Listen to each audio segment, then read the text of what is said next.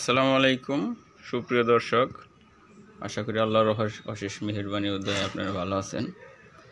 তো আজকে আপনাদেরকে দেখাচ্ছি একটি 48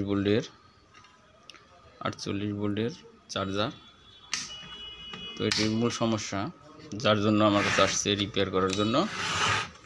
তো এটি লাইন দিলেই কিন্তু এই পিছনের ফিউজটা কেটে যায়, বারবার এই ফিউজটা কেটে যায়। তো আসলে এই সমস্যাটা কি? তো দেখতে পাচ্ছেন কয়েলও মোটামুটি ভালো আছে, শর্ট হয়নি কোথাও, পুড়েও যায়নি কোথাও। তো তারপরেও কেন এটি কেটে যায়? তো দেখেন কি কারণ আসলে কাটে। তো আমি লাইন দিয়ে দেবো সিরিজ লাইনে। এখানে আমার 200 ওয়াটের সিরিজ লাইন আছে, তো আমি এটা 200 ওয়াটের সিরিজ লাইনে দিয়ে দেবো। তার আগে আমি লাইনটা অফ করে নিলাম।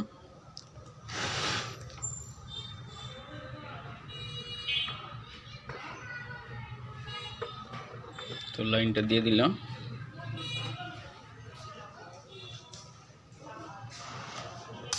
দেখতে পাচ্ছেন আমাদের 200 ওয়াটের বাতি কিন্তু একদম জ্বলে উঠেছে, তার মানে এটি শর্ট হয়ে গেছে, যার কারণে আমাদের এটি ফিউজটি বারবার কেটে যায়। তো আমি নতুন একটি ফিউজ লাগিয়ে নিয়েছি। এখানে আগের ফিউজটির অবস্থা এই যে এরকম কালো হয়ে গেছে। তো এরকম 4-5টা ফিউজ কিন্তু অটোমেটিক সে চেঞ্জ করে ফেলেছে, তো তবুও শর্ট দেখাচ্ছে। তো আসলে ওটি শর্ট কিন্তু, তো আপনাদের দেখাচ্ছি বন্ধুরা, আসলে শর্ট কিন্তু সম্ভবত এই রেকটিফায়ারগুলো, যেখানে 2টি রেকটিফায়ার আছে, 2টি রেকটিফায়ার, যেখানে 2টি রেকটিফায়ার আছে, রেকটিফায়ার দুটো শর্ট হলে কিন্তু আমাদের এরকম ফিউজ কেটে যায় বারবার।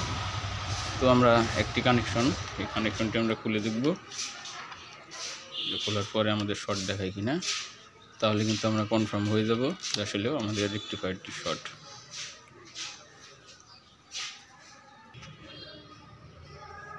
তো বন্ধুরা দেখতে পাচ্ছেন আমি কিন্তু রেকটিফায়ার থেকে আমরা আউটপুট যে কয়েলটা আছে সেটির তার কিন্তু খুলে ফেলেছি। তো এখন আমরা এটি লাইন দিয়ে দেখব যে আমাদের এখন আরও শর্ট আছে কিনা। তো আমরা আবার সিরিজ লাইনে দিয়ে দিলাম। সিরিজ লাইনে দিয়ে দিয়েছি। তো এখন আমরা রেগুলেটরটি বাড়িয়ে দেব। তো দেখতে পাচ্ছেন আমাদের কুলিং ফ্যান কিন্তু চলছে, আমাদের সিরিজ লাইনে কিন্তু জ্বলেনি।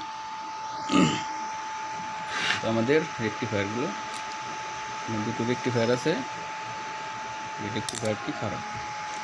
তো দেখতে পাচ্ছেন শর্ট দিলে কিন্তু আমাদের ফায়ার করছে। তো বন্ধুরা এই রেকটিফায়ার দুটো কিন্তু আমাদের চেঞ্জ করলে কাজটি হয়ে যাবে। আশা করি আপনারা বুঝতে পারছেন। তো আমরা এখন রেকটিফায়ারটি চেঞ্জ করে নেব।